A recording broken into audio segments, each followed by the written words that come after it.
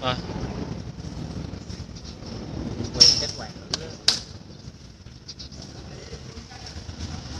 mới đưa tàu. Ok. Ok.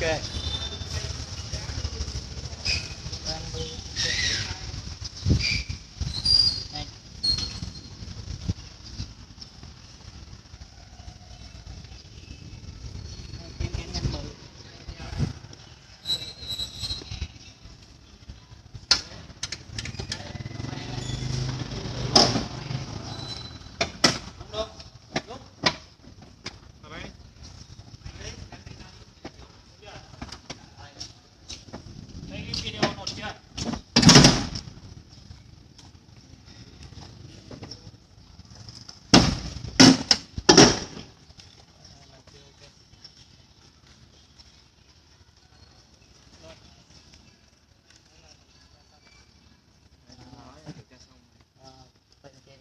Tenkin O Owarimasu.